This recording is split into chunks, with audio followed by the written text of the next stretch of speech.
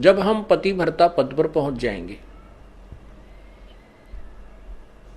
जिस पति को अपनी पत्नी पर शंका हो जाती है तो वो उनमें फिर प्रेम नहीं रहता,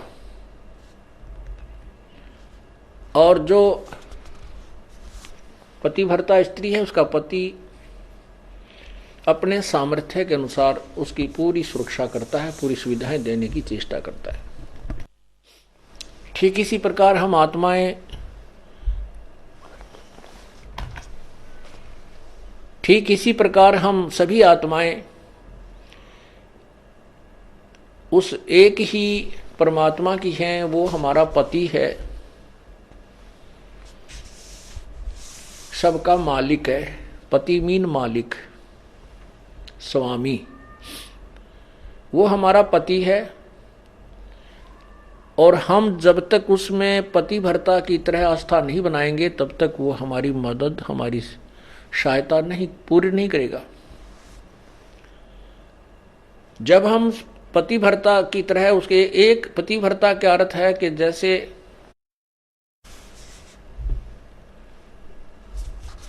अपने पति के अतिरिक्त किसी भी परपुरुष में आस्था ना हो, चाहे कोई कितना ही खूबसूरत हो, कितना ही धनी हो, चाहे वो कितना ही चटक मटक हो, हमारे मन में दोष नहीं आना चाहिए।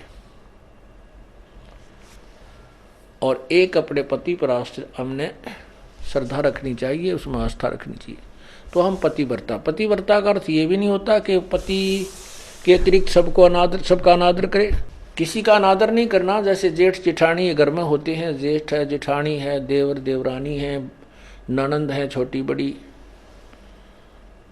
सास ससुर हैं, इन सबको यथोचित सत्कार देना पतिव्रता का प्रथम कर्तव्य है। लेकिन जो समर्पण अपने पति में होता है वो किसी में नहीं हो सकता, नहीं होना चाहिए, तो हम पतिव्रता हैं। तो उस ऐसे ही जब हम कबीर परमेश्वर के चरणों में आते हैं, हमें ज्ञान होता है, तो हम अपने परमेश्वर के अतिरिक्त किसी के से अपनी मनोकामना पूर्णा की तरफ सपने में भी नहीं सोचेंगे, तो हम पतिव्रता है। ठीक है, हमारे कोई जैसे ब्रह्मा विष्णु महेश, देवता ऋषिजन संतजन कोई भी हैं, आदरणीय हैं, लेकिन पूजनीय नहीं है। जैसे पतिव्रता को अपना पति पूज्य होता है, उसी से को समर्पण करती है, तो वो समर्पण वो किसी को नहीं कर सकती, लेकिन आदर सबका करती है, वो आदरणीय है। इस भाव से जब हम प्रभु के चरणों में लगेंगे तब परमात्मा हमारी सभी मनोकामनाएं पूर्ण करेगा, अन्यथा नहीं करेगा। जैसे परमात्मा क्या बताते हैं, ज्यों पतिव्रता पति से राती, आन पुरुष नहीं भावे, बसे पीहर में सुरत प्रीतम में, ऐसे ध्यान लगावे। उसके विषय में क्या बताते हैं कि जो जैसे जब पतिव्रता जमी पर और जो जो रख है धर है पाँव, और समर्थ झाड़ू देत है कदे ना काटा लग जावे। परमात्मा आपकी कैसे मदद करेगा कबीर भगवान? जब हम पतिव्रता हो जाएंगे इसके प्रति, किसी भी देवता से, किसी इष्ट से, किसी भी भूत प्रेत से या कोई झाड़े लानियों से हमारी कोई लिंक नहीं रहेगा, बिल्कुल सोचा नहीं सपने में। और फिर इस समर्थ के सहारे हम लगेंगे तब ये हमें कितने सुख देगा। जब जो पतिव्रता जमी पर जो जो धर है पाँव, समर्थ झाड़ू देत है ना काटा लग जावे। जैसे पतिव्रता स्त्री कहते पानी को चलेगी पानी भरने के लिए, अर्थात अपने जीवन रूपी सफर में वो चलती है आत्मा, जो केवल एक इष्ट पूर्ण परमात्मा कबीर जी पर आश्रित है। उसके जीवन रूपी सफर में, जीवन रूपी रास्ते यात्रा में, यात्रा के मार्ग में वो परमात्मा समर्थ भगवान कबीर परमात्मा ऐसे झाड़ू देता है झाड़ू मीन हमारे आने वाले जीवन में जो संकट हो, पाप कर्म रूपी कांटों को वो साफ करता रहता है कि कहीं मेरी आत्मा को पीड़ा ना लगे, कोई दुख ना हो जाए। अब आपको थोड़ा सा परमात्मा की महिमा सुनाते हैं, पतिव्रता कैसे होनी चाहिए, अर्थात हम प्रभु पर कैसे आश्रित हों। गरीबी सुकर्मी पतिव्रता सो आन उपावन मूल, एक पुरुष से परस है पतिव्रता समतूल। पतिव्रता का निष्कर्ष बताता हूं। आन उपावन मूल, बिल्कुल भी किसी और की पूजा नहीं करे, वो पतिव्रता आत्मा होती है। एक पुरुष, जैसे इसमें दोनों ही पहलुओं पर विवरण दिया है, जैसे स्त्री अपने ही पति एक ही पुरुष पर आश्रित रहे, ऐसे ही आत्मा एक पुरुष यानी एक परमात्मा पर आश्रित रहे, कबीर भगवान पर। पतिव्रत सुकर्मी सो जानिए, एक पुरुष से रात, निर्दाव निर्भैरता ना दूजे से बात। अपने मनोरथ पूर्णा के लिए वो किसी अन्य पुरुष से बात, किसी अन्य भगवान की इच्छा नहीं करती, वो पतिव्रता होती है। गरीबी सवाल सुखन किसकू कहे, पतिव्रता सो नार, हुक्म अदूल न मेट ही सो पतिव्रता पार। देखो कितनी गहराई से बता रहे हैं, केवल यही एक लक्षण नहीं है पतिव्रता का। क्या बताते हैं कि पतिव्रता तो हो गई, अच्छी बात है, लेकिन पति कहता है वहां नहीं जाना और वो वहां अवश्य जाती है। पति कहता है ये काम नहीं करना और उसको करती है, तो वो भी पूर्ण पतिव्रता नहीं है। इसमें यही समझाना चाहे, जैसे हम संत आपको आदेश देता है गुरुदेव के बेटा चोरी नहीं करना, बीड़ी नहीं पीना, मांस नहीं खाना, सिनेमा नहीं देखना, ब्याज नहीं लेना, और आप वैसे तो कबीर परमात्मा के अतिरिक्त किसी को नहीं मान रहे हो और ये मर्यादा पालन कर नहीं रहे, तो भी आप पार नहीं हो। क्या बताते हैं, सवाल सुखन किसको कहे, पतिव्रता सो नार, हुक्म अदूल न मेट ही सो पतिव्रता पार। आदेश की उल्लंघना नहीं करती है, वो पतिव्रता ही पार होगी, वही आत्मा पार होगी। गुरु वचन निश्चय कर मन, पूरे गुरु की सेवा ठान।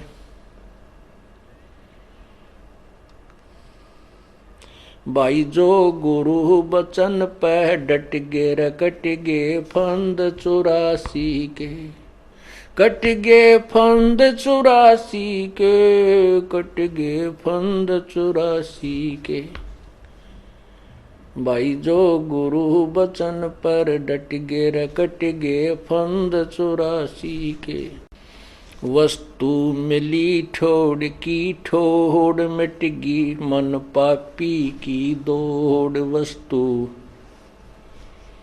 मिली ठोर की ठोर मिट गी, मन पापी की दौड़। भरम मिटे मुथरा काशी के, भरम मिटे वो मुथरा काशी के। भाई जो गुरु वचन पर डट गे, कट गे फंद 84 के। अब जो गुरु की आज्ञा का पालन करते हैं, सत्साधना करते हैं, फिर उनको वस्तु मिल जाती है जिसकी तरफ में वो घूम रहे थे। फिर वो मथुरा में भगवान रहता है, वहां परिक्रमा देने से भगवान मिलता है, वृंदावन जाने से मिलता है, काशी में भगवान है। कहते ये भ्रम हमारे फिर सब मिट गए।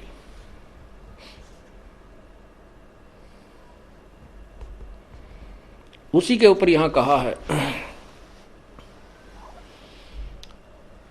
घर आंगन एक सारे है, वचन उल्लंघना होई। घर आंगन एक सार समझे, पतिव्रता अपने घर में रहे चाहे बाहर रहे, उसके आव भाव, उसका चलना बैठना उठना बोलना, ऐसा ही रहे जैसे वो घर में रहती है, बाहर भी एक जैसा ही व्यवहार करे और वचन उल्लंघन ना करे। घर आंगन एक सारे है, वचन उल्लंघन ना होई, आन खसम से ओलने पतिव्रता है सोई। आन खसम यानी और अन्य पति नहीं बनावे, उससे ओलना माने आड रखे, पतिव्रता है सोई। आन खसम से हंसत है वो चंडी चोर चुड़ैल, जिनसे क्या घर बासे है, घर में बसे घुड़ैल। अब क्या बताते हैं परमात्मा के, जैसे कोई पतिव्रता स्त्री दूसरे पुरुष के साथ मजाक करती रहती है,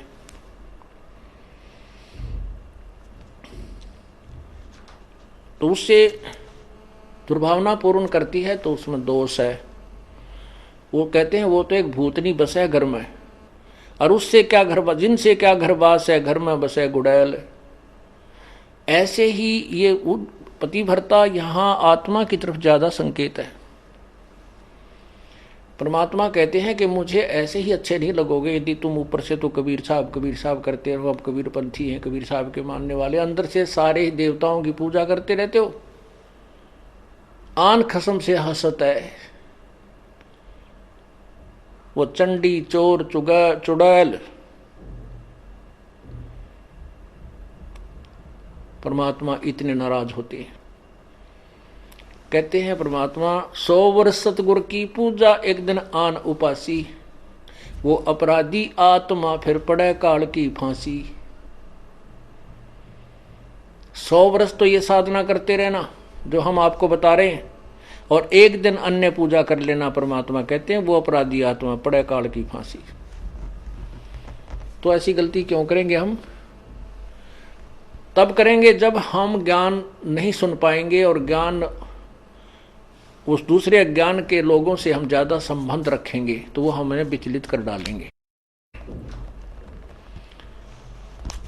यहां जींद के अंदर एक रमेश जैन भक्त है, अब भी हमारा सेवक है वो।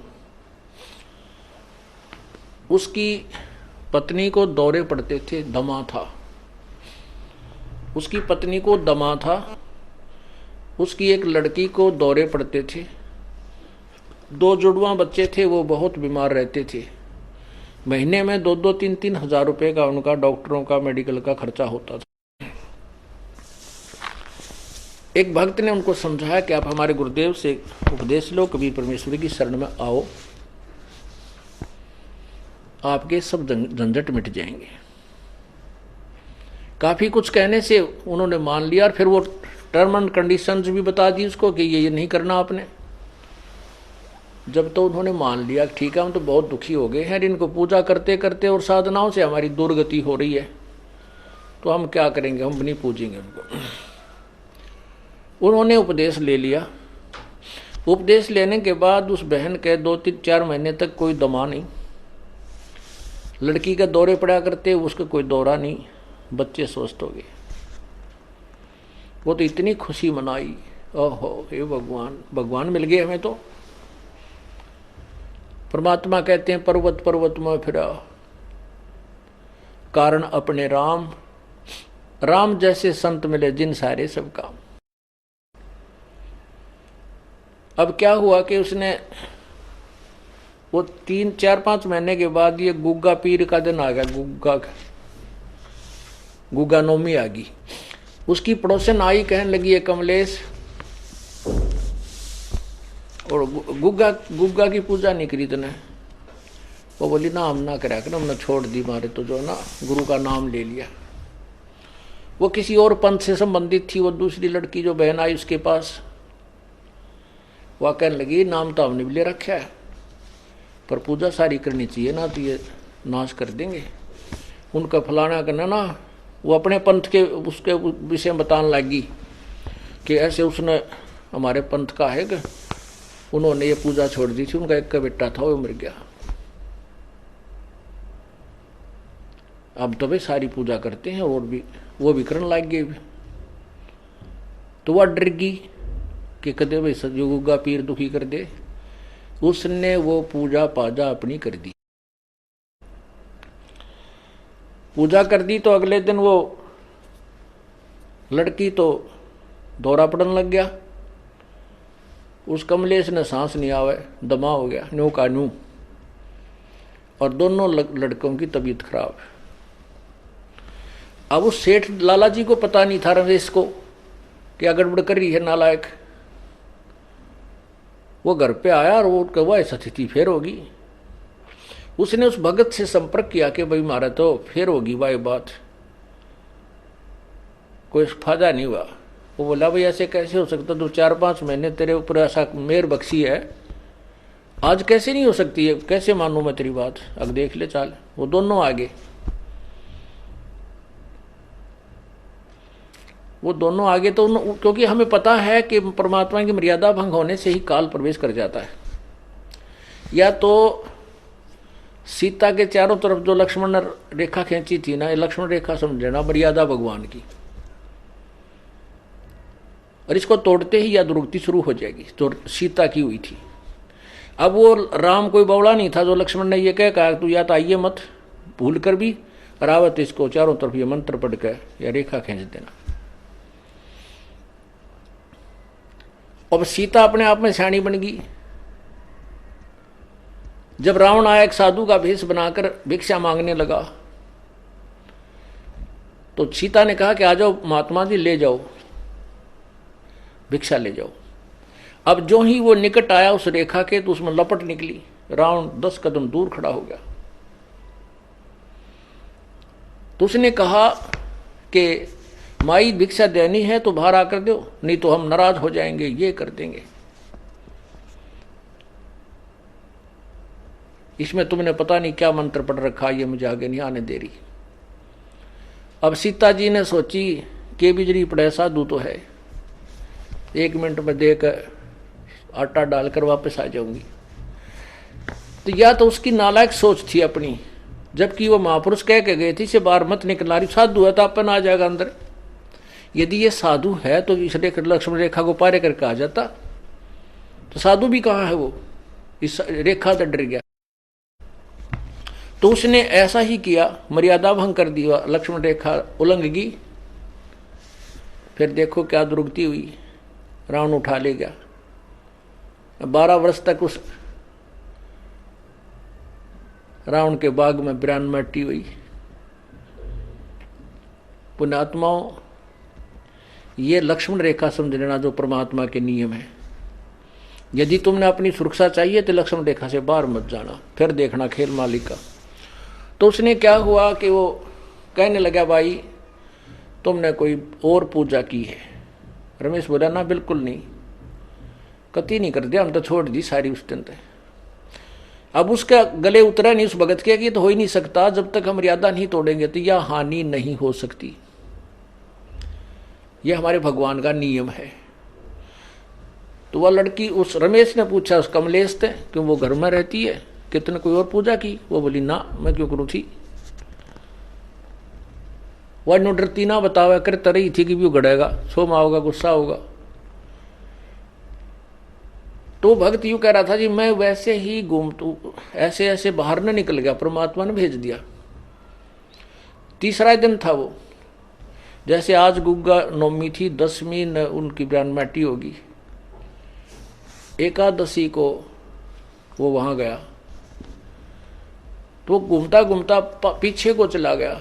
बरंडे के साइड में एक पिछली साइड में बरंडा था, बरंडे से रसोई के पीछे, रसोई बरंडे के अंदर खुला थी, पीछे उसके खाली स्थान था, वैसे नीचे कच्चा।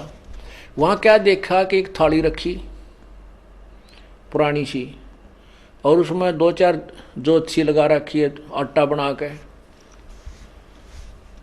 तो उसने कहा कि आ भाई रमेश आजा दिखाऊं तेरे को, ये क्या है। कमलेश से पूछा कि वो क्या किया तने, वो क्या पूजा कर रखी है। फिर बताई उसने, आने वाली मैंने गुग्गा पीर की पूजा कर दी। वो भगत बोला वो गुग्गा फिर आ गया, थारा मुश्किल से काटा था। यो गुग्गा फिर बुला लिया तने, मुश्किल से निकाला था गुरुदेव ने, परमात्मा कबीर जी ने।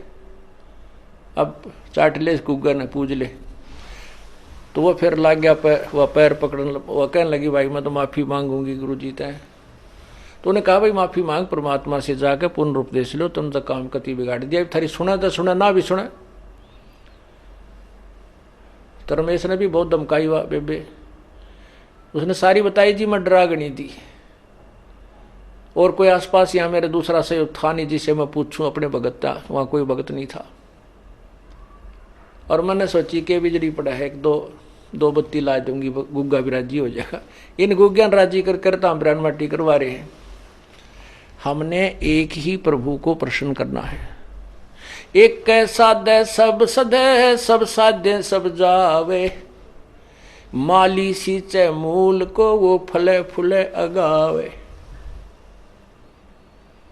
एक ही साधने से, एक ही पूजा करने से जड़ की तो पौधा परिपक्व बड़ा हो जाता है, वृक्ष बन जाता है, फिर आम के फल लगते हैं। यदि हम टहनियों की तरफ से उसको गाड़ कर जमीन में लाकर बैठ जाएं उगाकर, तो सभी पौधा ही नष्ट हो जाएगा। अर्थात शास्त्र विरुद्ध साधना करने से हमारा भक्ति रूपी पौधा बर्बाद हो जाएगा। तो क्या बताते हैं, 100 वर्ष सतगुरु की पूजा, एक दिन आन उपासी, वो अपराधी आत्मा फिर पड़े काल की फांसी। तो पुण्यात्मा फिर आए मेरे पास। जब हम छुड़ानी से जाते रहते थे, हमारे गुरुदेव भी छुड़ानी जाते थे, वो केवल इसलिए जाते थे कि वहां भक्त आते हैं, उन भक्तों को समझाया जा सकता, वो भ्रमित हैं सभी, वो यथार्थ ज्ञान से परिचित नहीं है। फिर उसके बाद हमारा उनसे मन मुटाव बन गया, क्योंकि गुरुजी शरीर त्याग कर चले गए थे सतलोक, और छुड़ाने वाले की जो क्रियाएं थी वो शास्त्र विरुद्ध थी, सदग्रंथ के विरुद्ध करते थे। हम जनता को सच्चाई बताते थे तो उनकी दुकान बंद होने के कागार पर आ गई। इसलिए उन्होंने हम नहीं सुहाए, तो हमने अपना अलग से करौथा में आश्रम बना लिया। तो उस समय जब वो हम वहीं जाते थे तो थोड़ी ही संख्या में भक्त होते थे। 1995 की बात है ये। उसने फिर पुनर्उपदेश लिया, माफी मांगी कि जिंदगी में नहीं करूंगी। उसके बाद वो नाम दोबारा लिया, उसके बाद आज तक वो सभी स्वस्थ हैं। बोलो सतगुरुदेव की।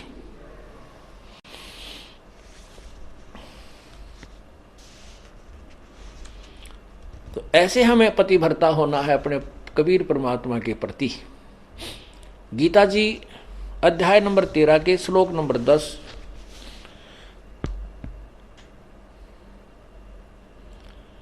में भी यही प्रमाण है।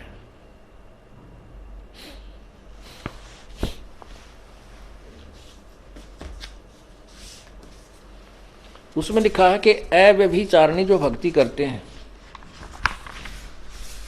गीता जी अध्याय नंबर 13 का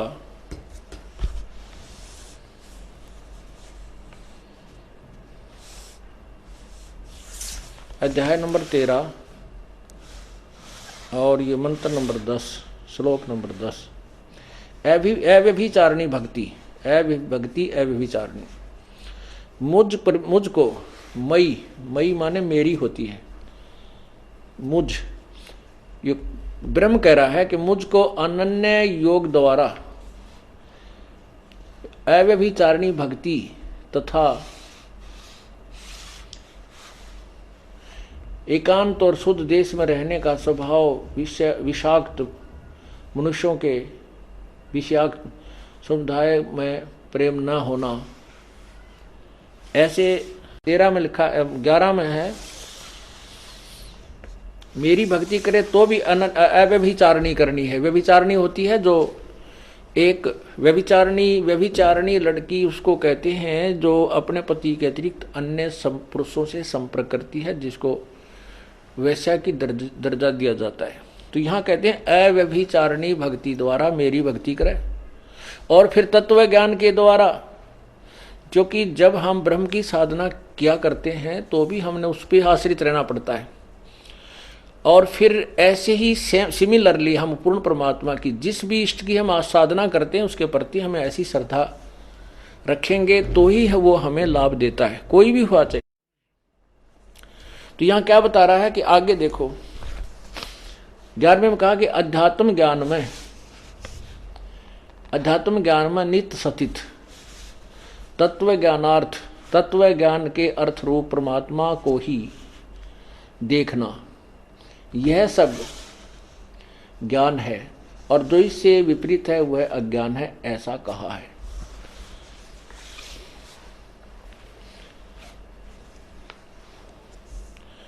इसका क्या अर्थ है वैसे तो कि मेरी या किसी अन्य जिस भी भगवान की तुम साधना करते हो उसको अनन्य, ये अध्यात्म ज्ञान में और तत्व ज्ञान के आधार पर ये प्रमाण है कि उसी पर पूर्ण आश्रित आपने रहना चाहिए। अव्यभिचारिणी भक्ति से ही परमात्मा प्राप्ति होती है, इसका ये अर्थ है। तो क्या कहते हैं,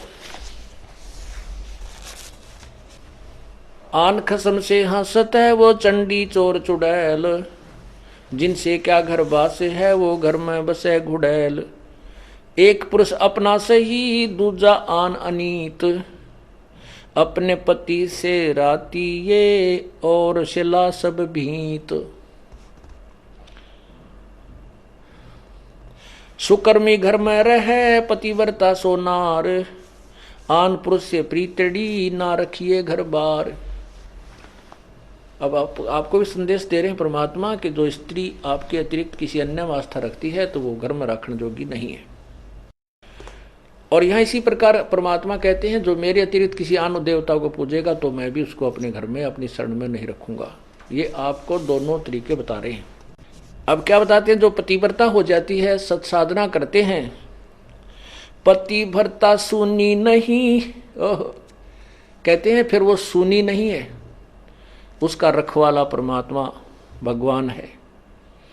पतिव्रता सुनी नहीं रखवाले हैं राम, कल्प वृक्ष करुणामयी वो चौकी आठों याम। पतिव्रता यानी सत एक भगवान के ऊपर आश्रित जो पुण्यात्मा है वो पतिव्रता की तरह लगी हुई है। कहते हैं फिर वह सुनी नहीं है, उसके रखवाले हैं राम, पल पल पर मदद करेंगे। आप देखते हैं एक्सीडेंट के अंदर कहते हैं जी कति और एक ही जीप के अंदर 4 भक्त बैठे थे, एक बच गया, 3 मर गए। भक्त नहीं थे वो अन्य, केवल एक ही भक्त था।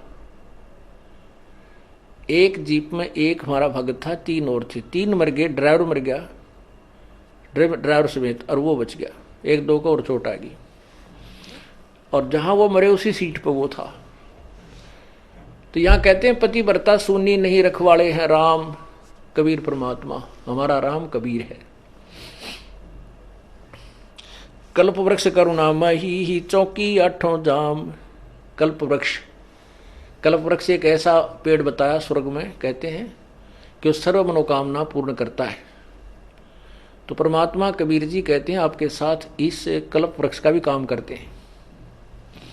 अब वो कल्प वृक्ष किसकी मनोकामना पूरी करता है? वो तो स्वर्ग एक होटल है, और वो एक कल्प वृक्ष एक बैल है, घंटी है।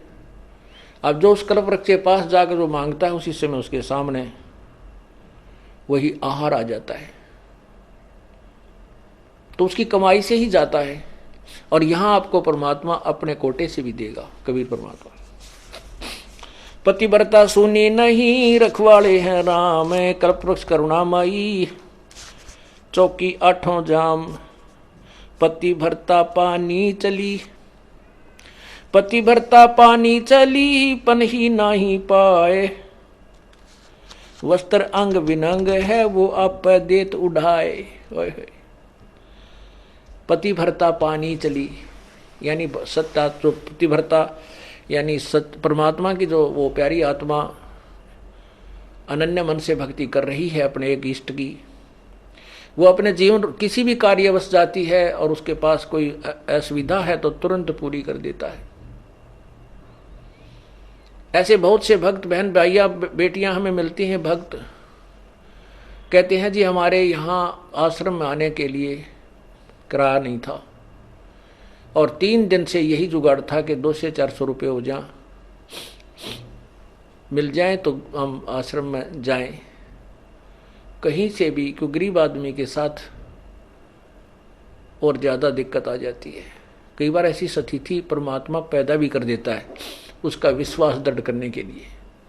फिर कहने लगी हमने तो भगवान पे छोड़ दिए, परमात्मा आप बुलाओगे तो जरूर आना चाहते हैं। आत्मा रो के कह रही थी। कहने लगी अगले दिन चलना था, उसी दिन सुबह चलने की तो कोई बात रही है को ना, किराए की व्यवस्था नहीं हुई। तो ऐसे में स्लैब, वो जो पेंडी सी थी होती हैं स्लैब होती है घर में अलमारी की ताक से, उसमें कागज बिछा रखे थे पेपर अखबार के, वैसे उठाई नो और उसको तकरीबन दूसरे तीसरे दिन में रोज साफ करा करती। जिस दिन से यातना शुरू हुई उस दिन भी साफ करे थे वह। वैसे स्वाभाविक वो उठाकर मैं पोचे खाते नु मारन लगी तो 500 रुपये 100 के 5 नो मुड़े हुए ऐसे तय किए हुए, एक बार मुड़े हुए अन्नो रखे। मैं तो गदगद होगी। बच्चों को लिया, सास जब चल पड़ी। आश्रम में 3 दिन के बाद गई, जो मैंने अपने पति से पूछा कि आप फोन पे वो मिलिट्री में सर्विस करते कि क्या आप ये, मतलब उससे फिर मैंने पूछा कि ऐसे ऐसे बात से स्थिति हुई हमारे पास, या यू मन जो है विचलित करने की चेष्टा करता है। मन में न्यू आवा कदे वो डर गया हो, मेरा ध्यान ना रहा हो, कदे कागजा में उलझ रहे हो, मैं रोज साफ कर देती थी, अखबारों में उलझ पुलझ हो रही हो। उससे पूछा कि ऐसे ऐसे बड़ी मारी गेला, आपको याद हो आपने कुछ पैसे रखे थे? ने बोला मैं चोरनी को भी रखता है नहीं, सारी आपको देता हूँ। शराब में पीता ना, बीड़ी में पीता ना, घर का सामान में लाता ना। 5-10 दिन की छुट्टी गया था मैं तो रिश्तेदारियों में, या फिर वो नाम नहीं ले रखा था उसने, बाकी उस पुण्यात्मा को मना नहीं करता था। वो कहने लगा सचमुच 500 का नोट, 500 रुपये पाए 100 के। सब जगह मैंने अपनी सारी दृष्टि दौड़ा दी, कोई पैसा मेरे पास नहीं था। तो पुण्यात्माओं ये क्या कहना चाहते हैं? पतिव्रता पानी चले पन ही नहीं पाए। पतिव्रता जो पानी न चाली गरीब, तो उसके पैरों में जूती भी नहीं है और वस्त्र भी अच्छे नहीं हैं। कहते हैं परमात्मा, कहने का भाव ये है कि अपने जीवन रूपी सफर में आप चल रहे हो, मालिक की शरण में आने के बाद और आपके साथ कोई व्यवस्था है तो वो आप पूरी कर दिया। पल में दे, कहते वस्त्र अंग विनंग है वो आप देत उढ़ाई, आप देत उढ़ाई। कैसे कोई आपको अव्यवस्था है, किसी चीज का अभाव है, तो वो परमात्मा आपकी तुरंत पूर्ण कर देगा। ऐसे और भी बहुत से भक्त बताते हैं, ऐसे ऐसे व्याधि चलन लग गया। तो 100 का नोट पाया, एक माई कह रही थी जी मैं, पति तो नाम नहीं ले रहा, बाधा भी करता था। समागम आ गया, करौथे आश्रम में जब हम सत्संग करते थे, तो मैंने अपने पति से कहा कि मैं सत्संग में जाऊंगी, मैंने 100 रुपये दे दे। ये 10 वर्ष पहले, 8-9 वर्ष पहले की बात है। वो कहने लगा मैं तेरे को चवन्नी नहीं दूं, और तू तीसरे दिन झोला ठावे और वहां चली जाती है। वो कहने लगी मैं कोई गलत जगह जाती हूँ, 60-65 साल की उम्र की बुढ़िया थी, और तेरे बेटे जाने लग रहे वहां पर। बेटे तो अपनी कमाई करे, वो ले जाते हैं किराया, मैं किराया मान ले उनसे मांग भी लूं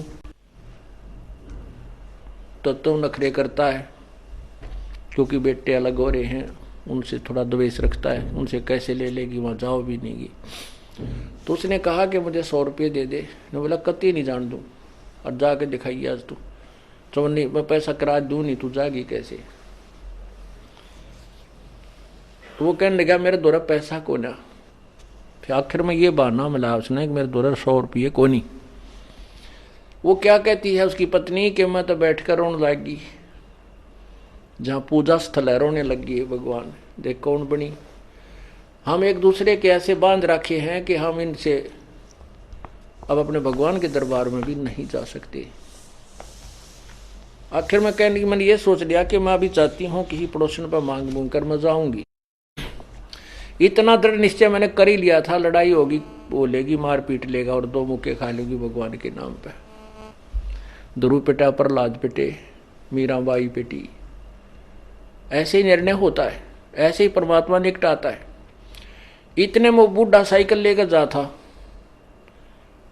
गांव से निकला, सड़क थी अच्छी, तो दिल्ली के, ये पंजाब खोड़ की बात है, और वहां वो गया होगा सड़क के ऊपर आधा किलोमीटर, एक 100 का नोट ऐसे हवा में उड़ा, अगले साइकिल के अगले पहियों की ताड़ियां में आके चिपक गया, और उसने रोका तुरंत साइकिल। 100 का नोट ताजा, उसकी तो घीघी बंद की, घबरा गया, उल्टा आया, आकर ने बोला ले भगवान, तेरे भगवान ने भेज दिया, तेरा 100 का नोट ले जा तो। और उसका जो है ना पसीने आ रहे, उसके बाद उसने मुझे मना नहीं किया। तो यहां परमात्मा कहते हैं पति भरता पग जमी पर जो जो धर है पाव, समर्थ झाड़ू देते है ना काटा लग जावे। पति भरता भूखी रहे, यानी पति भरता को, यानी सच्ची उस अनन्य मन से पूजा कर रही भक्त आत्मा को कोई अभाव होता है, किसी चीज की आवश्यकता होती है और वो वास्तव में उसकी आवश्यकता है, तो कहते हैं पति भरता भूखी रहे वहां समर्थ घर सोच। ऐसे पति की स्त्री के, ऐसे पति की स्त्री के काल कर्म हो मोक्ष मोच। कहते हैं जैसी भक्त आत्मा जब दुखी होती है तो भगवान के दरबार में भी चिंता बन जाती है, और ऐसे पति की स्त्री के काल कर्म हो मोक्ष, जो ऐसे दृढ़ता के साथ, समर्पण के साथ, पूरे विश्वास के साथ भगवान पर लगती है, उसके नाम पर, कहते हैं उन्हीं का मोक्ष होता है, उन्हीं के पाप कर्म नष्ट होते हैं। कहते हैं नुक्ते ऊपर रिज जगा रे कोट कर्म जल जा तुम्हारे। ये नुक्ते होते हैं जो हम लोग लाज और किसी परमात्मा के नाम पर ना किसी पति से, ना पत्नी से, ना पुत्र से कोई दबाव नहीं मानते अपने आत्म कल्याण के लिए, तो परमात्मा प्रसन्न होता है। परमात्मा कहते हैं मात पिता सुत स्त्री, मात पिता सुत सत्री, आलस बंधु कान, संत मिलन को जब चले ये अटकावे आण। मात पिता, बालक है, बेटा है, बेटी है, माँ बाप नहीं जानते सत्संग में, जो 15-16 साल के 20 साल तक हैं वो माता पिता के अधीन होते हैं, और जो बुजुर्ग हैं वो जब बच्चे बड़े हो जाते हैं तो बच्चे बेटियां के अधीन हो जाते हैं, बेटे के अधीन हो जाते हैं, या फिर आलस, या फिर लोकलाज। जैसे आप यहाँ सत्संग में आते हैं, कोई ना कोई जरूर टकरा देगा, कहाँ चले, बेरा है सत्संग में जान दोगे, थारा तो पाँव लिकट रहा है, तीसरे दिन वहाँ बैठे रहते हो, तो इस तरह के श्लोक सुना देते हो, और आप जो ज्ञान में कमजोर है इन बातों से दबाव मानने लग जाता है, और फिर वो आना भी कम कर देता है, उसको ज्ञान नहीं है। इसके लिए परमात्मा कहते हैं कि मात पिता सुत स्त्री और आलस बंधुकाण। बंधुकाण माने लोकलाज, अपने मित्रों के वो कहे हुए व्यंग्यात्मक बातों से झिझक जाना। कहते हैं सतगुरु मिलन को जब चला ये अटकावे आण, ये आके आंट लावेंगे कि बेटा क्या माँ बाप या स्त्री ऐसी निकम्मी हो जाए कभी बेबे, बस जी का झाड़ बन जाती इस भगत के, या फिर लोक लाज, या खुद आलस कर जा, फिर देखोगे, फिर अगले बार देखेंगे, सर्दी ज़्यादा है, गर्मी घनी है। इनका अटकाया ना अटके जो सतगुरु दर्श को जाए, कहे कबीर सो संत है भाई आवागमन निसावे। कहते नुक्ते ऊपर रीत जगह। ऐसे हम थोड़ी बहुत भगवान के लिए पाँ पीटिया करेंगे, संघर्ष करेंगे तो हमारे निकट आएगा, और केवल बात बनाते परमात्मा या कोई भी क्रिया पूरी नहीं हो सकती। जैसे अब यहाँ कौन आएंगे, वो आएंगे जो पूर्ण रूप से परिचित हो चुके हैं इस ज्ञान से। जैसे किसान गेहूं की फसल बीजता है या और भी फसल इस सीजन में बीजता है, जो जाड़े की फसलें होती हैं। तो उसमें जैसे अब दिसंबर और जनवरी में इतनी कड़ाके की सर्दी गिरती है और किसान की नहर से पानी डिस्ट्रीब्यूटेड मिलता है और वो रात्रि में दिसंबर या जनवरी के महीने में कड़ाके की सर्दी पड़ रही है, शीत लहर भी चल रही है, उसके पानी का नंबर आ जाता है रात में 12 बजे। जनवरी और दिसंबर के महीने में कमरों के अंदर भी रजाई ओढ़ कर खिड़की बंद करके जब हम सोते हैं और वो किसान उस शीत लहर की परवाह ना करते हुए, आरोग्य होने की परवाह न करते हुए, रात्रि के समय कोई सांप है, कोई भयंकर प्राणी पशु है, उसकी भी परवाह ना करते हुए वो अपने उद्देश्य को पूरा करके आता है। वहां जाकर के कंबल और लिया होता है, खेस या कंबल को भी वहां पर मेड पर रख देता है, डोले पर, और अपना पजामा पैंट या धोती ऊपर न टांग के और घुटनों पानी में प्रवेश कर जाता है, नाली में। खेत में घूमता है चारों तरफ, घंटा 2 घंटे जब तक वो पानी सिंचाई करता है, नंगे पैरों घूमता रहता है पानी के अंदर से, कहीं पानी निकल ना जाए, मेरा खेत से बाहर ना चला जाए। तो पुण्यात्माओं, यदि वो आलस कर जाता है और वो सोचे सर्दी है, कहीं मेरे को रोग ना लग जाए, नमूनिया ना हो जाए, तो वो सिंचाई नहीं करके आएगा। सिंचाई नहीं करेगा तो उसके गेहूं कनक नहीं होगी, और कनक नहीं होगी तो भूखा मरेगा, उसके बालक भूखे मरेंगे, फिर मांगता फिरेगा, मजदूरी करेगा, कोई चोनी भी ना देगा, वो निर्धन हो जाएगा। वो क्योंकि वो अपने व्यवसाय का, अपने कर्म का वो पूर्ण रूप से परिचित है, इसलिए वो उसके मन में आवे को नहीं कि आज मैं ना जाऊं, न्यू हो जाए, नहीं, कुछ भी हो, सिर धड़ की बाजी ला के वो पहुंच जाता है। ऐसे पुण्यात्मा अपने ये भक्ति रूपी अब कणक बोई है, और ये सत्संग जो है आपकी सिंचाई का समय है, डे है। तो इसमें क्या बताते हैं कि माता पिता सुत स्त्री आलस बंधु कान और संत दरस को जब, सतगुरु दरस को जब चलाइए अटका मान, इनका अटकाया अटका नहीं, और सतगुरु दरस को जाए कहे कबीर सो संत है भाई आवागमन से, उसे ही खेती पूरी होगी, उसी की फसल अच्छी होगी। तो इस प्रकार हमने इस ज्ञान को ऐसे समझना है।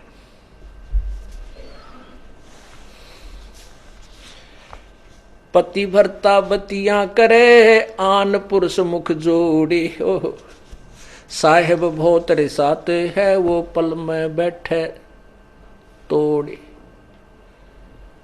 जैसे एक स्त्री अपने को किसी और पुरुष के साथ एक विशेष तरीके से बात करता हुआ को पति देख लेता है तो वो उससे अक्षुब्ध हो जाता है। तो ऐसे ही वही परमात्मा बताते हैं कि यदि तुम किसी और इष्ट के आगे पाछत है, किसी देवता तेनो मंगत मांगते देख लिए भगवान ने, क्यों तो अंतर्यामी है, तुरंत पकड़ जाएगा। पतिव्रता बतियां करे आन पुरुष मुख जोड़े, साहेब बहुत रिसात है वो पल में बैठे तोड़े। परमात्मा बहुत नाराज हो जाता है, गुस्सा हो जाता है, और ऐसे हम किसी इष्ट अन्य इष्ट से को याचना करते हैं आगे पाछे थे तो आपका कनेक्शन कट जाता है, पल में तोड़ देता है। वो तो अंतर्यामी है, उसका आगे छुपा ही नहीं, अंतर्यामी है, उसका आगे छुपा ही नहीं सकते हम कुछ भी।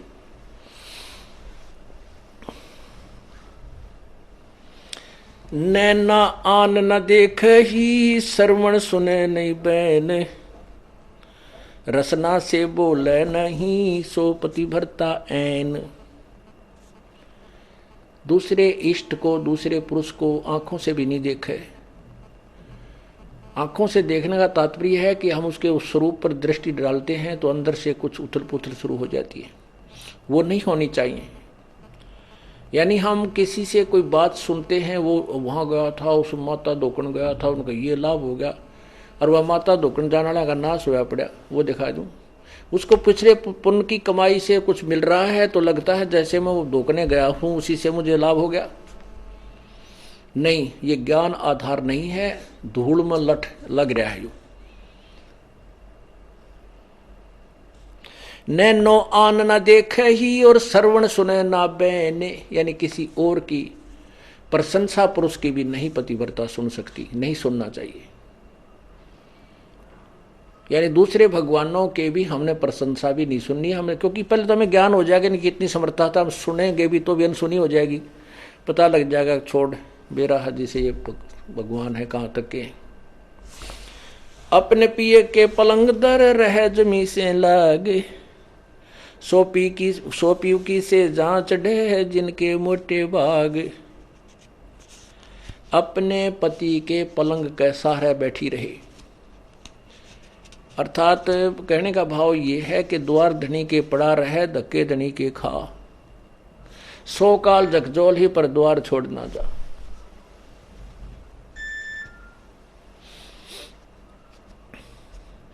अब कैसे बताते हैं, जैसे परमात्मा रुष्ट हो गया, पल में बैठे तोड़, तो फिर उसके लिए क्या बताते हैं कि अपने पति के पलंग दर रह जमी से लाग, यानी 100 बार माफी मांगे और अपनी गलती को स्वीकार करे। या अर्थात हम केवल अपने परमात्मा कबीर जी के ही चरणों में दोबारा आ जाएं, जैसे गलती होगी क्षमायाचना करवा ले करे और अपना उपदेश दोबारा पा ले। और फिर उसने, उस व्यक्ति ने और उस बहन, उस आत्मा को अधिक प्रयत्न और अधिक जो है विश्वास पैदा कराना पड़ेगा भगवान में, तब उसकी सुनाई शुरू होती है। तो यहाँ कहते हैं अपने पिए के पलंग दर रह जमी से लाग, और सोपति की से जांच है जिनके मोटे भाग, वही परमात्मा के सुख को प्राप्त कर सकेंगी वो आत्माएं। पति भरता और सुहेलड़ी सेवन अधिक अपार, पति भरता भाव नहीं ये चूम चटक श्रृंगारे।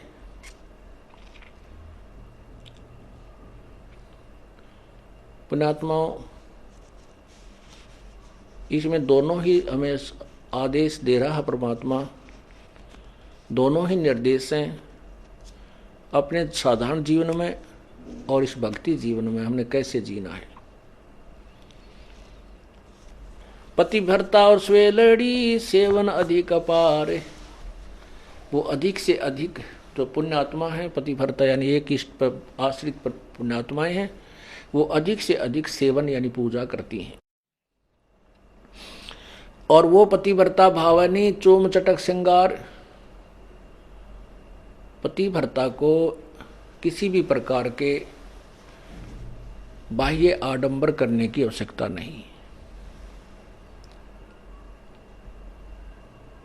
अर्थात जैसे ये संत बन जाते हैं, कान पड़वा लिए, जटा रखा ली, माला 4 गाल ली, या कति मुंड मुंडा लिया, वस्त्र एक लंगोट बांध लिया, बाकी दो राख मसड़ ली। कहते हैं इन श्रृंगारों की परमात्मा को कति आवश्यकता नहीं, वो अंदर से जानता है ये कितना भगत है और उसमें उतना ही प्रेम होता है प्रभु का। ऐसे ही हम अपनी बहन बेटियों से प्रार्थना करते रहते हैं कि हमने न तो ये मेहंदी वगैरह लगानी है, ना ये नाखूनों को लाल करना है, ना होठों को लाल करना है, ये नहीं चाहिए हमने। आप केवल अपने मांग में सिंदूर आदि लगा सकते हैं, जिससे ये एक प्रतीक है, ये शादीशुदा है या मैरिड है अनमैरिड, बस इतना। वो भी लगाना चाहें तो लगा सकते हैं, अन्यथा कोई आवश्यकता नहीं है। ये उनके लिए है जो नए नए आते हैं, उनको एकदम हर एक क्रिया से विपरीत होना पड़ता है, इसलिए वो थोड़े से घबरा जाते हैं। जब ज्ञान हो जाएगा फिर आपको यह शरीर मिट्टी नजर आओगा। इस मिट्टी के घड़े को कितना श्रृंगार है, कितना इसके ऊपर चित्र सुंदर लगा दे, इसमें वस्तु जल नहीं है तो ये व्यर्थ है। और मीठा जीवनदाता जल यदि एक बूंदे से मटके में भी है, वही मटका हमें प्रिय है। ऐसे ही परमात्मा की भक्ति में हमने साधारण बन के रहना है। सदा अलौणी रहते हैं ये चंचल चुगल न चाल, चोरी धन नहीं खाते हैं मुसलाओ कोई लाल। सदा अलौणी सी रहती है। अलौणी माने जैसे या वही हबावड़ी सी, ना नान का दौड़ का, ना कोई श्रृंगार सिंगूर करती। जनता उन अन्य लोगों की जो भक्ति से विरुद्ध है, विपरीत सदभक्ति नहीं कर रहे हैं, उनको तो हम बावड़े से लगाएंगे। अलूने से, अलूने कहा ना अच्छा लूना तू है, बेसुरा सा पड़ा है। तो परमात्मा कहते हैं अकल अलूने दीखते ये सर्व अकल के मूल, हरदम रटे हरि नाम को ये झूले अनहद झूल। दुनिया ने ताम बिना अकल के लगे अकल अलूने। अकल अलूने माने मूर्ख।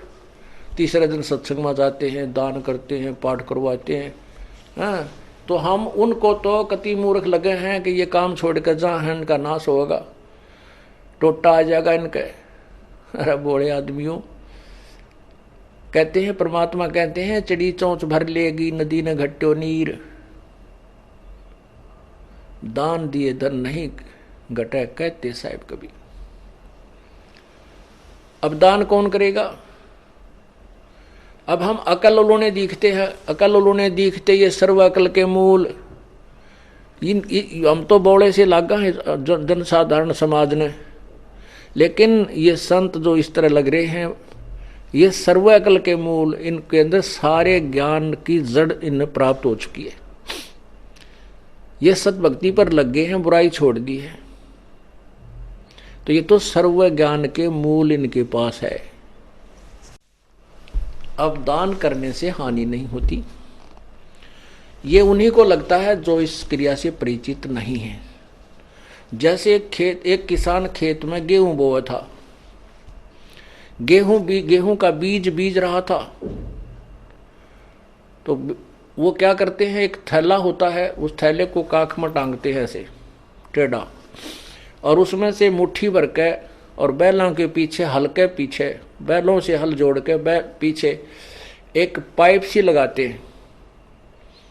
वो पाइप कीप की तरह होती है, ऊपर से ऐसे खुला सा मुंह, नीचे से पतली सी, तो उसमें से गेहूं डालते हैं ऊपर, मुट्ठी भर भर के थोड़े थोड़े दाने छोड़ता रहता है और हल चलता रहता है। वो गेहूं बो रहा था, बीज रहा था, गेहूं बीज रहा था। एक दिल्ली के रहने वाला, उसकी नौकरी लगी रूरल क्षेत्र में, देहाती क्षेत्र में, और वो पहली बार उस गांव में गया अपनी सेवार्थ। तो उस दिल्ली के बाबूजी ने कभी ये नहीं देखा था, उसको ये मालूम नहीं था कि ये गेहूं बोए कुकर है। उसने तो अपने उसमें ठेकों में, अपने जो उनमें जो बुखारियों के अंदर गेहूं देखे थे, जो मोल लाकर डाल दिया करते और आटा पीस कर रोटी बना लिया करते, खा लिया करते। वो 30 साल का हो गया था, 25 साल का, तो उसने यही नहीं पता था गेहूं कैसे प्रोडक्ट होता है, कैसे ये बीजा जाता है, गेहूं कैसे बनता है।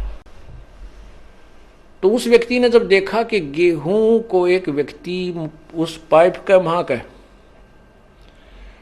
और उसमें डालता जा रहा है मिट्टी में, उसने 1-2 चक्कर किसान ने काटे, तब तक तो वो खड़ा रहा, देखता रहा। फिर उस किसान ने क्या किया कि वो गेहूं जो अलग रखे हुए थे एक बोरी में, उसमें से फिर थैला ठोका जो काख में टांग रखा था और फिर चल पड़ा। तब उसने कहा, उस आदमी को पक्का हो गया कि ये आदमी तो मूर्ख है। उस दिल्ली वाले ने किसान के विषय में उसके ने सोचा कि तो मूर्ख आदमी है, गेहूं ये तो खाने की वस्तु है और इसको यो मिट्टी में डाल रहा है, अच्छा पागल है, इसको समझाता हूं। तो वो किसान को कहने लगा, बाबूजी कि अरे भोले भाई बात सुन। कहा भाई, हाँ जी बाबूजी बोलो क्या बात है। तू ये क्या कर रहा है? तुझे पता है देश में पहले ही खाद्य सामग्री का बहुत अभाव है और आप इसको मिट्टी में मिला रहे हो गेहूं को। ये तो बहुत कीमती चीज है, इससे रोटी बनती है, आटा बनता है, तो क्यों इसको खराब कर रहा है? तेरी अकल खराब है क्या? उसने किसान ने सोचा ये बोतड़ू कितना आ गया, देख मुझे शिक्षा दे रहा है। वो कहने लगा बाबूजी मैं बर्बाद नहीं कर रहा, ये गेहूं जो मिट्टी में डालूंगा ये मुझे आबाद करेगा। काफी देर वार्तालाप होती रही। अब किसान उस मूर्ख के कहने तो थोड़ा ही उसे अपने प्रोसीजर को छोड़ देगा। फिर वो किसान कैसा, चाहे इसे ऐसे 100 मिले उसने दिन में गए। तो उसको समझाया कि ये आज जो मैं गेहूं इस मिट्टी में डाल रहा हूं, 1 एकड़ जमीन में 40 किलो बीज डालूंगा और ये 50-60 मन हो जाएंगे, 60-65 मन होंगे। आज मैं सिर पे रख कर लाया हूं इस बीज को, आज मैं सिर पे रख कर लाया हूं ये 40 किलो वजन को, और फिर इसको ट्रैक्टर की ट्राली भर के ले जाऊंगा, गाड़ियों से ढोऊंगा, इतना इतना हो जाएगा। लेकिन उसके हलक में नहीं उतर रही बात, उसके गले नहीं उतरी बाबूजी के कि देख कोई बात करता है, ये मेरे सामने मिट्टी में डाल रहा है, ये कैसे हो सकता है। फिर उसने बताया कि तुम आइए अप्रैल में, बैसाख में आना, फिर देखना चैत बैसाख में। उसके तो वो फिर पहुंच गया। उसने जाकर देखा कि वो खेती हरी, वो तो जो ना उसने तो उसको घास समझा था कि घास से भरा हुआ है पूरा एकड़। तो उसने फिर समझाया कि देखो मैंने एक दाना डाला, एक दाने का गुच्छा बन गया, 4-5 पौधे बने और प्रत्येक पौधे में बाली लगी है, एक बाली में 50-60 गेहूं हैं। उसने ऐसे मसल के दिखाया। तब उस बाबूजी की संतुष्टि हुई। पुण्यात्माओं, ऐसे ही आज आप जो ये किसान हो गए हो इस भक्ति रूपी मार्ग के, या खेती आप बो चुके हो और उनके कहने से आप नहीं मान सकते, वो हमें मूर्ख कहेंगे, हमें वो अनजान दिखाई देंगे। कहते हैं परमात्मा कहते हैं अकल अलूणे दिखते ये सर्व अकल के मूल। वो किसान उसने अकल अलूना दिखा था, लेकिन वो पूर्ण सर्व अकल का मूल था, उसको पूर्ण ज्ञान था ये कि इसके बिना गुजारा नहीं हो सकता। आज जो आप किस किराया भी देते हो यहां से वहां तक आने और जाने का, ये आप जनसाधारण को बर्बाद होता दिखा है, लेकिन आपको ये आबाद करेगा वो किसान वाला गेहूं ही समझो जो मिट्टी में डाला जा रहा है। और यहां आकर के आप दान पुण्य करते हो, ये भी आपका बीज है और यही आपको आबाद करेगा। धर्म तो धसके नहीं धसके तीनों लोक, और खैर आए तुम्हें खैर है कीजे आत्मभोग। धर्म बिना धापे नहीं ये प्राणी प्रपंच, आस बिरानी क्यों रत्न दिया हो तो संच। एक तो इंसान है गाड़ियों में चलता है, मोटर कार ले रखी है, एक इंसान है हेलीकॉप्टर लिए फिर रहा है, एक इंसान है जनसाधारण है, वो अपनी बढ़िया मकान बनाकर रोटी गुजारा कर रहा है, ठीक है। एक इंसान है कि कागज चुगता फिर रहा है, फटे पुराने कपड़े हैं। एक इंसान से दियो भाई, दिए बाबा, दिए बाबा। अब बाबा कितना देगा? 10 पीछे दिखाओ बाबा। परमात्मा कहते हैं कि देते को हर देते है जहां तहां से आन, और नहीं दिया वो मांगते फिर परमात्मा सुने नहीं कान।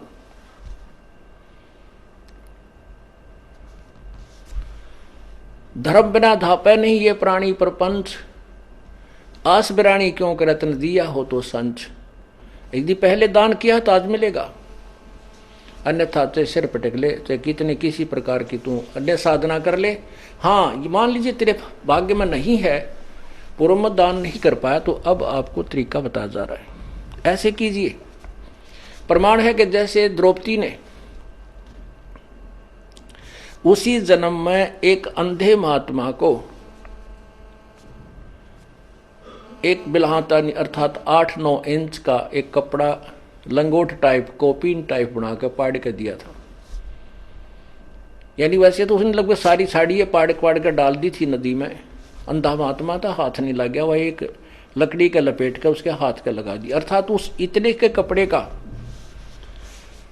दान का इसी जन्म में भी परमात्मा ने उसको लाभ दे दिया, क्योंकि वो सुपात्र को दान किया गया था। वो परमात्मा कहता है कि जो जन मेरी शरण है ताका हूं मैं दास, गेल गेल ला गया फिरूं जब तक धरती आकाश। ये द्रौपदी कौन थी? ये दुर्गा का अवतार थी। अवतार दो प्रकार के होते हैं, एक तो उस वही आत्मा आती है, एक उस आत्मा के वहां लोक की उसकी प्रिय आत्मा को वो अपने कार्य को के लिए भेज देती है। तो द्रौपदी उसकी प्रिय आत्माओं में से थी, और वो पहले भी सतयुग त्रेता द्वापर में भी त्रेता में भी जन्म हुए हैं उसके। तो उसमें परमात्मा आए हैं, उनको पहले भी सतभक्ति पर लगाने की चेष्टा की है, पर हम बीच में छोड़ छाड़ जाते हैं। उसी के लिए परमात्मा ने आकर के फिर उस दरिया में एक अंधे महात्मा का रोल किया। उसको पता था कि इसके ऊपर आपत्ति आएगी, काल इसको जरूर सजा देगा, क्योंकि उन आत्माओं को ज़्यादा सताने की चेष्टा करता जो कभी परमात्मा के चरणों में रहे, क्योंकि उससे बहुत अक्षुब्ध हो जाता है। लेकिन वो परमात्मा यदि हम सच्चे दिल से उसको पुकार रहे हैं, और दूर होने का कारण दो होते हैं, एक तो गुरुद्रोही होकर हो, उसकी कहीं सुनवाई नहीं होगी। एक वैसे ही अनजानपने में गफलत में रह जावे, ना कर पावे, उसके लिए साथ परमात्मा फिर भी रहता है। लेकिन बिरान माटी बढ़ गई तो द्रौपदी के उसी जन्म के किए हुए पुण्य का भी मालिक ने प्रतिफल दिला दिया। तो ऐसे जो आपसे पुण्य कराए जा रहे हैं, ये पूर्व जन्म आपके पुण्य नहीं है, इसलिए तो अब बिरान माटी हो रही है आपकी। अब इसी जन्म आपको दे करके परमात्मा तुरंत राहत दे रहा है, और साथ में अपने कोटे से भी आपको दे रहा है। ये समर्थ है, ये पूर्ण परमात्मा है। तो क्या बताते हैं? ग्रीव सदा अलोनी रहते हैं, वो चंचल चुगन चाल। सच्ची आत्मा जो पुण्य आत्मा होती हैं वो, अर्थात वो पतिव्रता आत्मा, और चोरी धन नहीं खाते हैं, मुसला वो जो एक लाल। जो सच्चा भक्त होता है उसके घर में कोई चोरी करके न, पति या बेटा या कोई बेटी कोई भी ऐसा धन लिया वो कभी स्वीकार नहीं करती, फेंक देती है कि ले जा, इसने आता, नाश हो जाएगा अपने घर का, भक्ति बिगड़ जाएगी।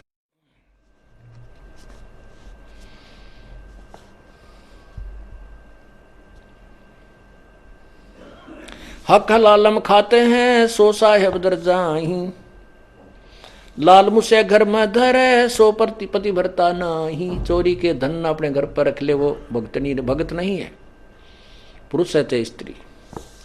हक हलालम खाते हैं सो साहेब दर जाही, अपने हक हलाल का खाते हैं वे भगवान के दरबार में जाएंगे। निंदा बिंदा बादना बैर विरोध बिकार, चोरी जारी करते हैं वो गए जन्म सब हार। कुटल का खलीलों खिरकेड़ी है कुत्ते का काम, देख बुसे धन और का कदे न निश्चय नाम। के तो दूसरे भगत होकर भी दूसरों को भक्तों को देखता है, उसके साथ मजाक करता है, स्वयं दान करता नहीं, दूसरे कहता है क्यों दुखी हो रहा है, क्या दरिया है इसमें, रोजाना ये है, इतना दान थोड़ा किया करते, फिर दांदरे काट है। कहते ये तो कुत्ते का काम है, भक्त का नहीं। गरीब कुटिल खिलेलों किड़केड़ी है कुत्ते का काम, देख बुसैदन और का कदे न निश्चय नाम। गृहपति भरता के ना उठा ये भ्रम कर्म की सूले, आन उपासी जलत हैं पड़े युगन युगन भूल। जैसे जो सच्चा भक्त होता है उसने एक परमात्मा के नाम को स्वीकार कर लिया, ज्ञान ग्रहण कर लिया, तो वो फिर बाद में शंका नहीं करता अपने गुरुदेव के किसी भी क्रिया में, तो वो भक्त है।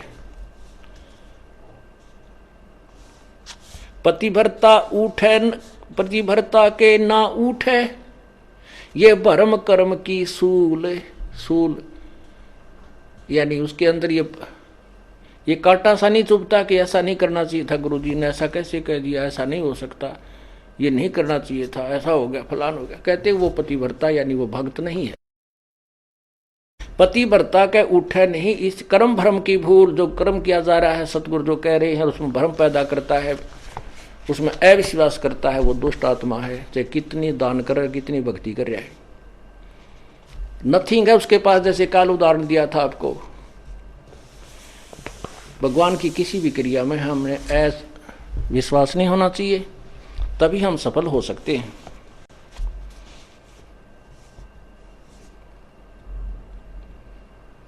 अब जैसे परमात्मा ने लीला की थी, एक गणिका को एक बेटी थी जो वैसा प्रसिद्ध थी, लेकिन बाद में वो अपने कर्म धर्म को सुधार चुकी थी, प्रभु के चरणों में अधिक लगती थी। क्योंकि जिसने अपने पाप पिछले दिखते हैं वो ज्यादा निकट आता संतों के, और वो नकली भक्तों को सुहाई नहीं।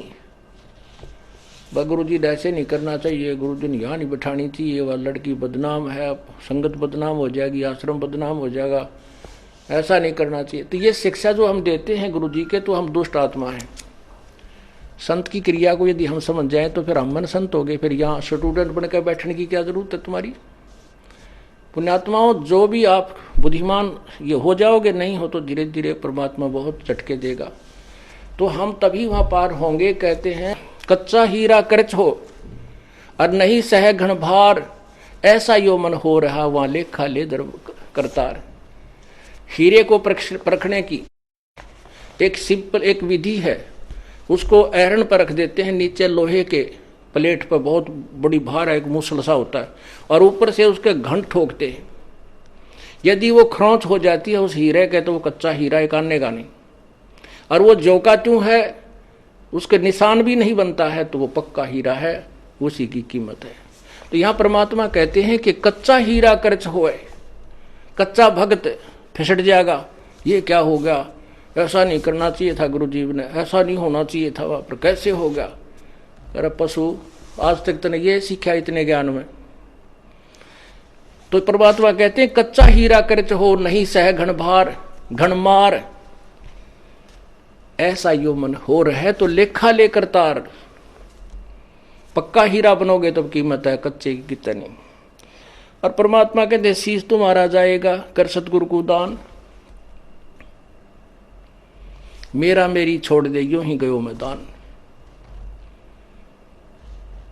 शीश तुम्हारा जाएगा, और सिर के साटे हरी मिले तो भी सस्ता जान। हम छोटी से नुकसान को रोने लग जाते हैं। जो परमात्मा लास्ट में कहते हैं जिस तरह सिर दे के भी भगवान मिलता हो, तुझे गुरु संत सदगुरु मिलता हो, तो इन्होंने सोच ले कुछ भी ना गया। क्योंकि कोट शीश तन दे लिए यमराजा की भेंट, और एक शीश देकर देख ले अपने सतगुरु जी की भेंट। कोट शीश तन दे लिए यमराजा की भेंट, ये तो धकेत ले है, और एक शीश देकर देख ले सतगुरु अपने की भेंट। भेंट होती सब इच्छा से देना, और फेंट है झटके में, कोई फटकारा मार के, कोई झटका दे के, कोई किसी प्रकार खत्म कर देना। कहते एक शीश दे, शीश कैसे देना है। सिर सौंप्या गुरुदेव को सफल होया यो शीश, नतानंद इस शीश पर आप बसे जगदीश। शीश कैसे देना है, गुरु जी की आज्ञा का पालन करना है। गुरु जी कहेंगे शराब मत पी, बीड़ी मत पी, मांस ना खा, चोरी मत कर, ठगी ना कर, और ये साधनाएं मत करना। तो हमने उनकी प्रत्येक आज्ञा का पालन करना चाहिए। हमने वो ऐसा लगे कि ये ठीक नहीं है तो वो गलत है, उसको नहीं। क्योंकि हमारी बुद्धि इतनी अच्छी होती तो हम पहले ही चले जाते भगवान के दरबार में, या धक्के खाते ना अंटते।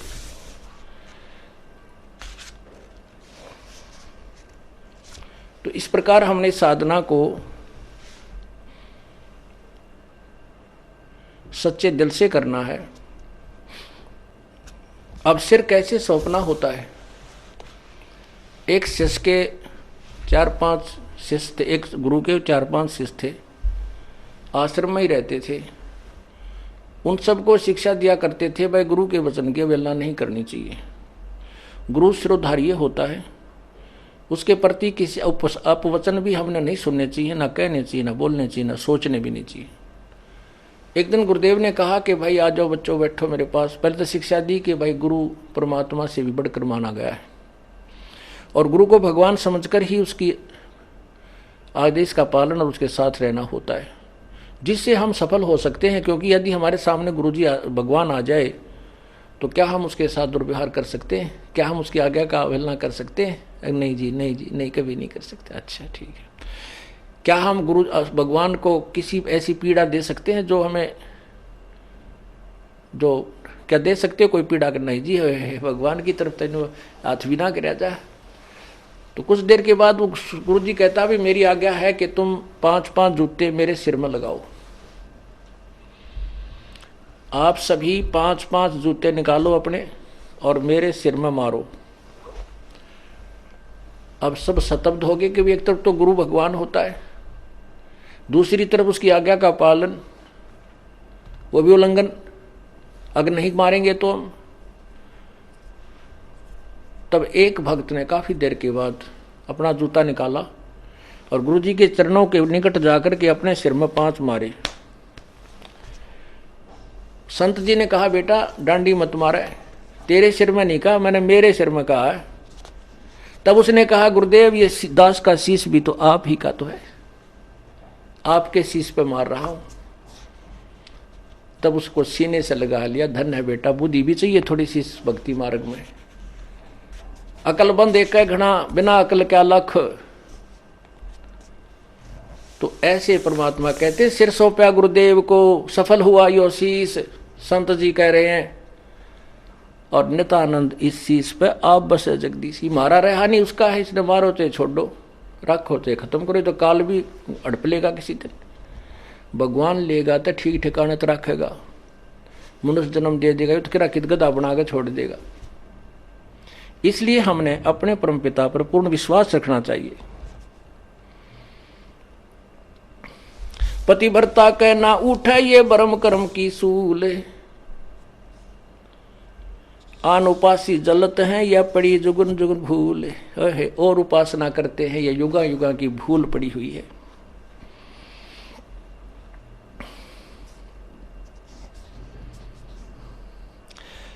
पतिव्रता बर पाइया पार ब्रह्म शासकंत, सब जग आन उपास है पतिव्रता है संत। सब जग आन उपासना करते हैं, केवल संत ही पतिव्रता रह सकते होते हैं, यानी वो ही पूर्ण ब्रह्म को साधना करते हैं, अन्य की नहीं करते। तो आप सभी संत हो गए, भक्त हो गए हो, साधु हो गए हो, साधक हो, आप परमात्मा की भक्ति करते हो। गरीब संत सही पतिव्रता है अडिग अधिक विश्वास, तन मन धन सब अर्प ही जिनकी हो क्यों हास। उनकी हंसी, उनका मजाक नहीं बनेगा, परमात्मा उनको बहुत सहारा देगा।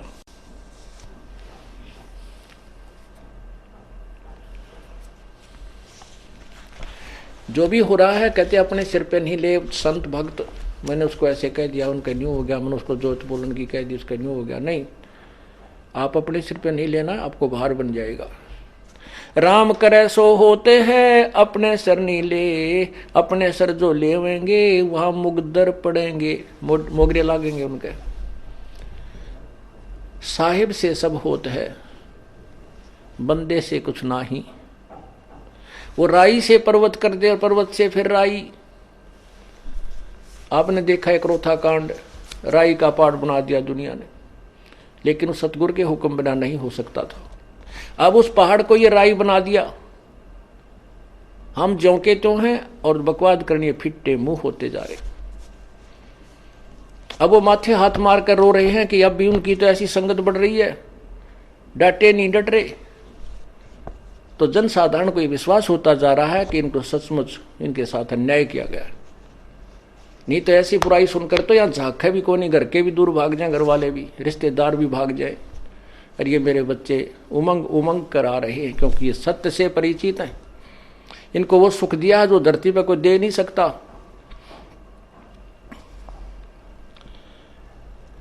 तो ये परमात्मा से दूर नहीं हो सकते। ये वही परीक्षा थी जो परमात्मा ने एक वैश्या को हाथी पर बैठाकर घुमाया था। नकली थे वह सब, भाग भूग गए 64 लाख के 64 लाख, क्योंकि उस समय अशिक्षा थी, शिक्षित नहीं थे। आज शिक्षा है, इस शिक्षा का अक्षर ज्ञान का प्रभाव है, ये आपके पास के प्रत्यक्ष प्रमाण है सारे। आपको टस से मस नहीं कर सका, इतना तूफान था। अब दृढ़ पेड़ होते हैं बाग में, वो नहीं टूटा करते, बोधे टूट जा। कितने आंधी तूफान से रोड डेली तेज हवाएं चले, वो दृढ़ पेड़ हो गए आप, क्या आप इस तूफान से टूटे नहीं। ये तोड़ने के लिए चलाया गया था। लेकिन जिसके परमात्मा कहते हैं बिरुआ, संत जी कहते हैं तुलसी बिरुआ बाग पर, तुलसी बिरुआ बाग में और सिंचत भी मुरझावे, राम भरोसा जो रहे वो पर्वत पर लहरावे। अब जैसे जो भगवान से दूर हैं वो तो कितने ही चौकसी रखो, उनका तो कभी ना कभी कड़च हो जाएंगे, पूरा परिवार का परिवार मर जाता है। और राम भरोसा जो रहे वो ऐसे स्थान, जटिल स्थानों पर, पेड़ पहाड़ों पर भी जहाँ पानी भी ना डटता, कहते वहाँ भी हरे भरे होकर लहरा रहे होते। राम भरोसा जो रहे वो पर्वत पर लहरावे।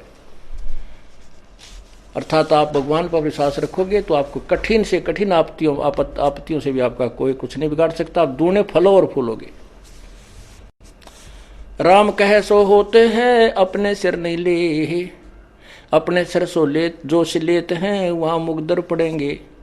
रावण अपने सिर ले विभीषण ले ना कोई, 10 मस्तक रावण कटे वह लंकपति थे सोई।